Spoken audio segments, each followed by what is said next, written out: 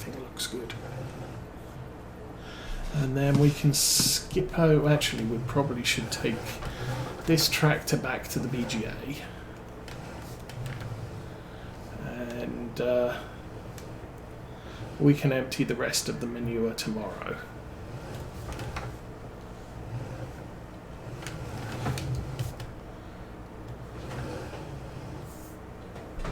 Alright, that should work. Let's go and get that fixed. Check all the bits are working. Alrighty. So there we go. Nice, new to us manure spreader. And much bigger than I thought expected we were going to end up with. Oh! Do not crash into that thing.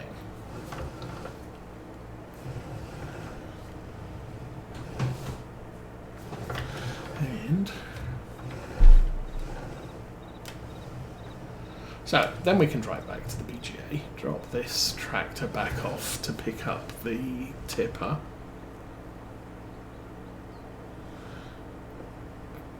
But yeah, as I was saying, the this Roland kit is very pricey when you compare it to everything else. But in a sale, why not? Yeah, it's like looking at cars and saying, well, the Rolls Royce is very expensive. I could get myself, what's it, a Chevy Impala, and be just as happy, because it'll get me from A to B. But if I can get a used Rolls Royce for the same price as a brand new Chevy Impala, would I do it? I must admit, these days I don't know how reliable the Rolls Royces are, but yeah, back in the 70s it actually made sense to buy a used, or back in the 80s it made sense to buy a used 10-year-old Rolls Royce. It's going to cost you a little bit more to run on gas and what have you, but reliability wise it was much better than the cars produced on what do you call them, production lines, especially in the 70s and 80s. There was so much industrial action going on in the UK that a lot of the workers just couldn't care less about what they were building. And I know for a lot of British Leyland vehicles, you were lucky if the frame was straight. They just didn't give a rat's. Good morning. Who's here? Cameo. Welcome, Captain Zhang. Good morning. Hello, everybody. Excuse me while I go driving off into a field. Let's get back on the road and stop texting and driving. So, lots of new kit. We're rolling in it at the moment. Actually, we're not. We're back to 57,000 money in the bank, which is approximately what we generally end up with at.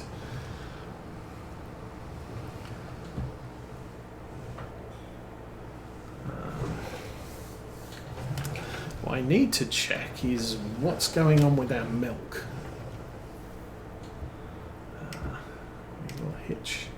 Hitch. Oh, let's press the right button. Hitch. There we go. Not going to empty. Well, shall I empty it? Let's try. Oh, you have to turn the engine on. Okay, that works. And yeah, really not worth it. $3. Turn that off.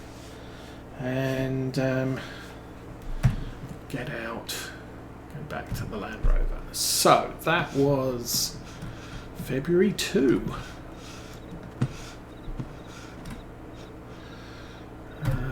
We will jump through to February 3 and get some more sales. Oh, wonderful snow.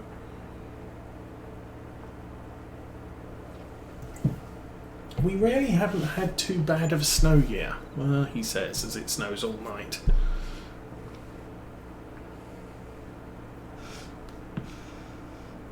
Yeah, frosty ground. That's usually not a good thing. Okay, let's go find this guy. So this should empty now. But I'm fairly certain we're not going to get any more in today. So I'm not going to be too worried about tripping this back to the BGA today. Probably do some more March 1st, I guess. Maybe March 3rd. Maybe our next perishables delivery day will trip some more manure down to the BGA.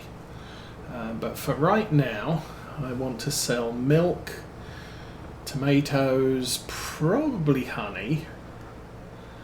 What else do we have? Milk, tomatoes, honey, butter, bread.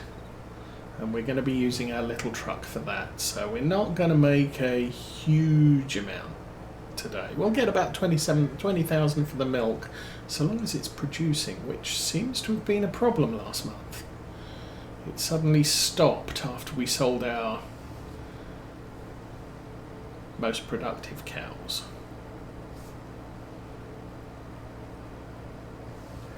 So we might have to be careful about that. I might have to start buying mature cows rather than 1-year-old cows. And that's all to do with the Maize Plus thing. Maize Plus cows don't start producing until after they produce babies. They are working on a mod for another adjustment for Maize Plus where I think he's looking at when cows give birth, they don't produce milk or something along those lines, because obviously I mean, technically what's supposed to happen is cows give milk for about a year, give or take a few months, and then they go dry. So you leave them dry for about 3 months while you impregnate them. And then after that, we did get a settling of snow. You let them have babies, which is approximately 9 months. And then, oh hi robot.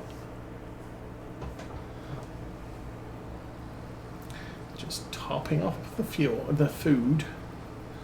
And then you figure out what you're doing.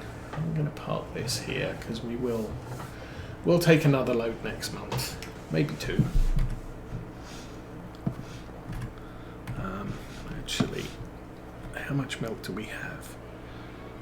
2,620. We've got a problem with milk production. What happened? These cows are 13 months old. 4, 16, 2, 12, 14. Oh, we do have a problem with milk production. We're not going to produce any milk until these cows are...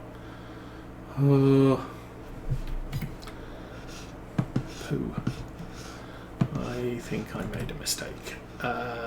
They need to be 18 months old. So how old are they? 16. So in 2 months we'll start producing milk again. Not ideal, but okay. We can live with it for now. Oh, that was... yes. That was you.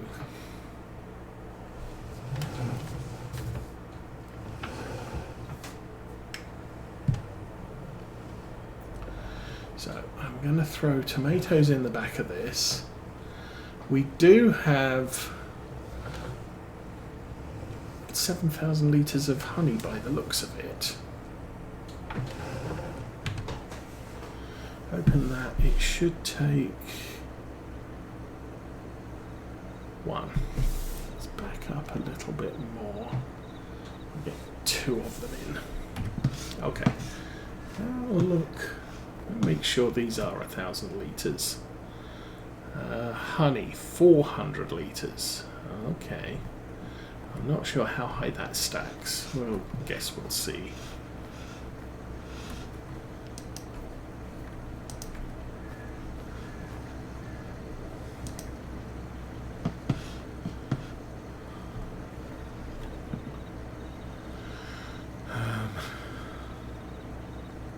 I try to do this realistically most of the time, but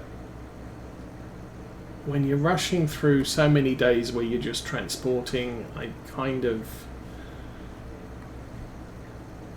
will go with what it is. Okay.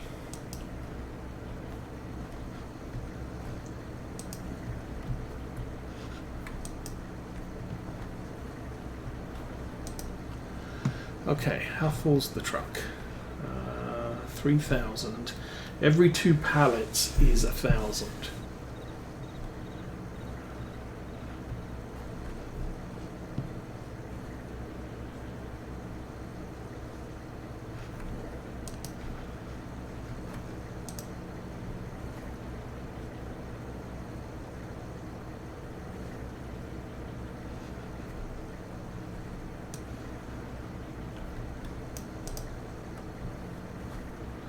How am I doing? 5?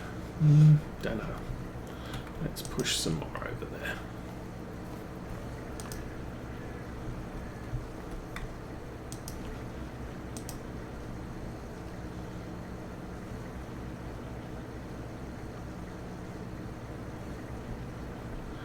Okay, 6,300. We are very close to 5,000.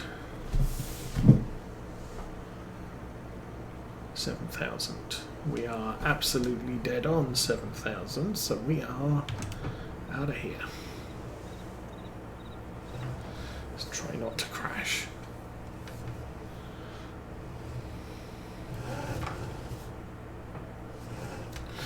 So that's an unfortunate state for our Equinox, because we've just had that serviced. I believe just before Christmas we had an issue. The service light was on and it needed something replaced. Some sensor was bad.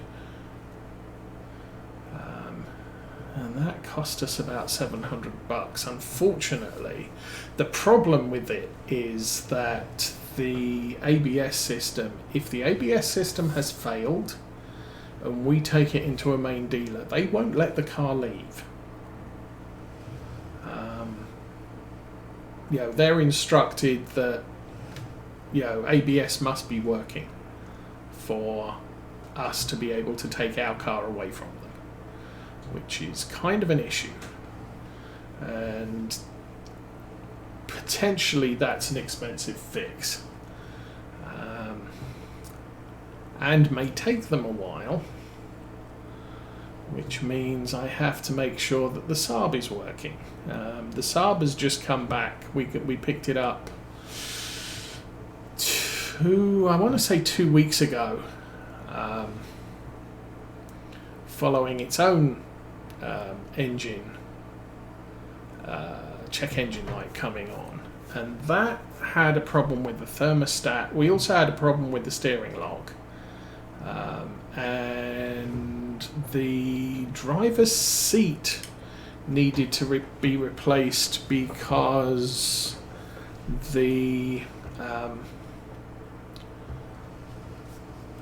spindle that controls, you know, as you move the seat forwards and backwards, there's a spindle that turns to make that happen. And that had shred some teeth, so we had to replace the whole seat movement mechanism, which that cost us just shy of $3,000 to fix all of those things.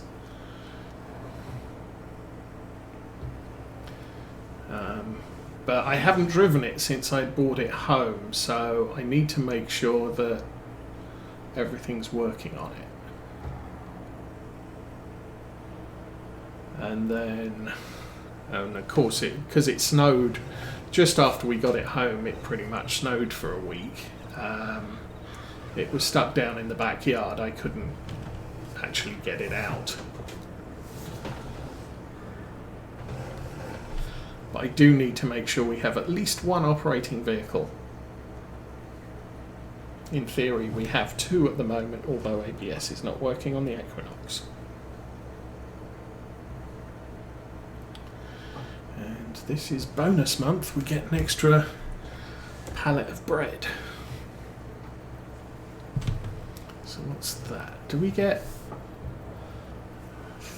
I can't remember if we get about 1,500 for a pallet of bread, so this could be worth about 4,500. Still, I mean, we're not producing milk at the moment, so that's a problem. And all our cows are less than 18 months old. So, I could buy another 30 adult cows, because that would then bump up our milk production. Okay, that was £5,000. Nice. So yeah, a pallet of bread's worth about 1,500. That's actually not a bad deal.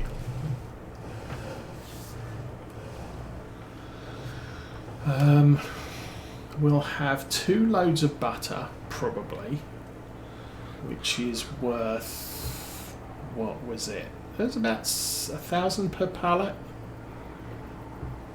So 14,000 from butter, and then there's still a few tomatoes left. I think we'll get the butter next, and we'll finish up getting the last of the tomatoes.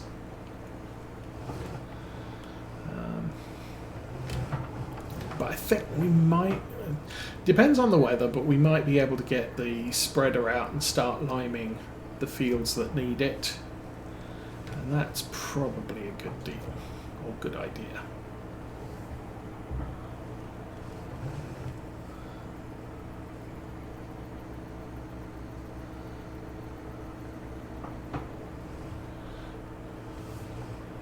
Yeah. Schneebley, welcome to Saturday stream. Yeah, the Saab's now about 13, 14 years old. But I've had it from new, so I know it's a reliable vehicle. It's just that obviously some of the electronic stuff needs replacing. I think I was lamenting last week that the Bluetooth on it doesn't work and never has. So I can connect a phone to the Bluetooth, but it will forget the phone that I have on it every time I turn the engine off. So there's a problem with the Bluetooth computer, and I think it was serious amounts of money to replace that. So we just didn't bother. So that's 3,000. And that's another 3,000. And this time I think we'll just push one over manually. There we go. 1, 2, 3, 4, 5, 6. We only got 6,000 this time. How much is replaced? 339. So we're not going to get 2 full truckloads. Yeah.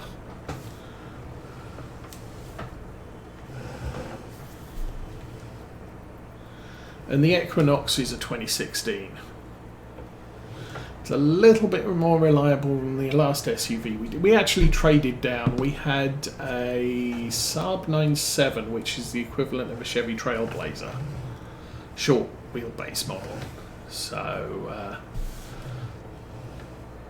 big SUV, very expensive to run, and quite frankly we didn't need one that big anymore, because we weren't going to be having dozens of foster kids in the house. Well, not dozens, but however, we decided it was getting a little bit sort of niggling issues that were just the rear tailgate wouldn't lock, which isn't really a niggling issue when you're parked in a parking lot and people could just walk past and pop the trunk if they knew what they were doing. And some of the other bits and pieces were becoming unreliable. So we just said, you know what, we might as well trade that off and get something significantly newer. We haven't had anything 5 years old for a long time.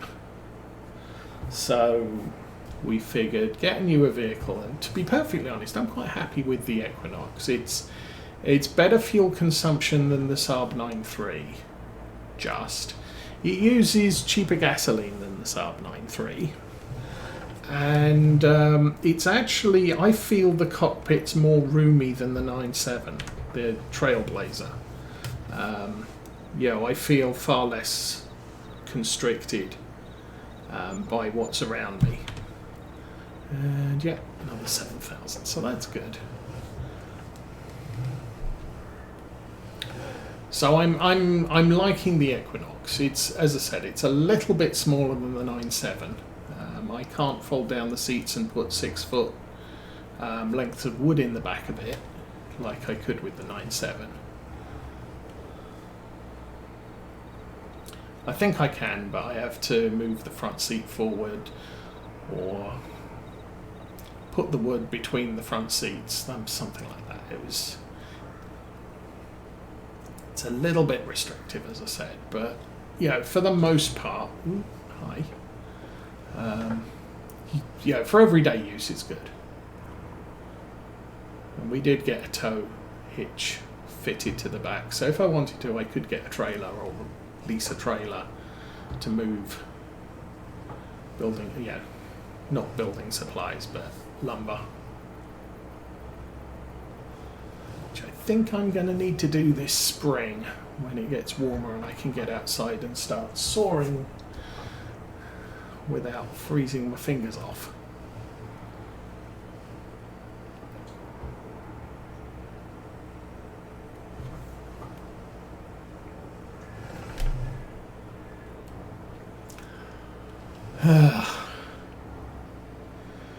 As I said, that means I'm going to have to call up a mainline dealer to check out the Saab, because our dealership, our mechanic doesn't do airbags, ABS, that type of thing. He'll keep the engine running. He does all the engine stuff. But when it comes to the other things, the electronic things, he's sort of, that's not me. And I'm fine with that. That's okay. We very rarely get that sort of thing go bad.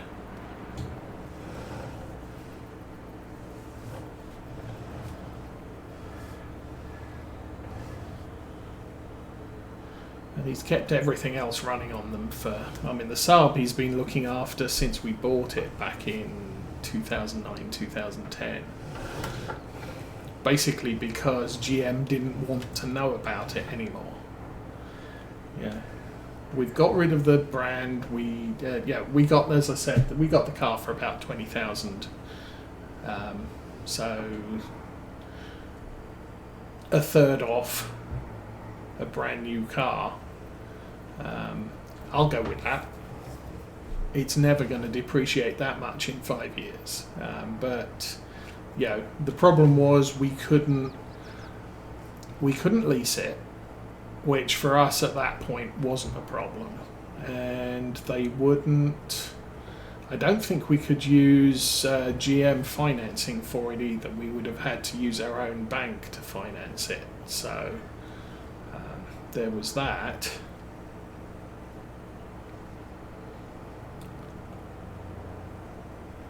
But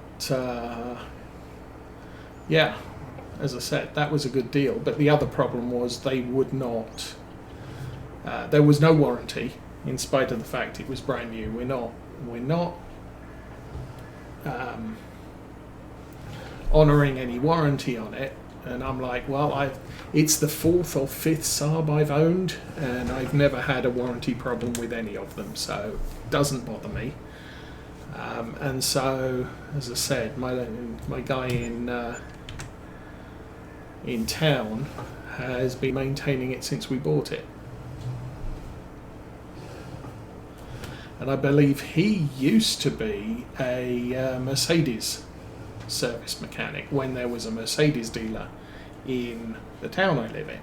But that closed years back, so he decided to use his expertise on European car maintenance and just set himself up as a private business out of a forecourt, and has been doing so for a long time. And initially all his old Mercedes customers carried on coming to him because obviously the local dealership had closed. And occasionally, if you go to him and say, you know, I want to sell my car, he'll act as a broker to sell it. So he's had a number of, at least initially, like 10 years ago, he had a number of Mercedes come through his shop for sale.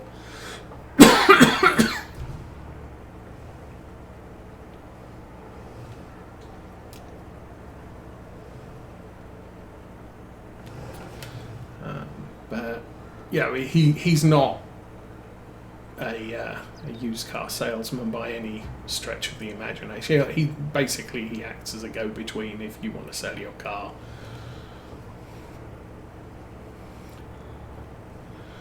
All right. Oh, we caught up with that little red dude, and fortunately.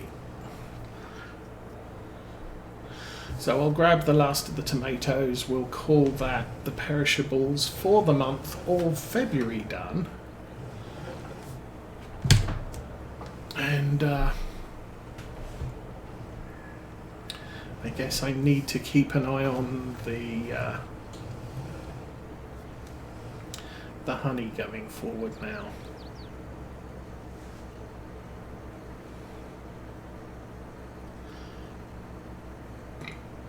But still, let's have a drink while this is loading.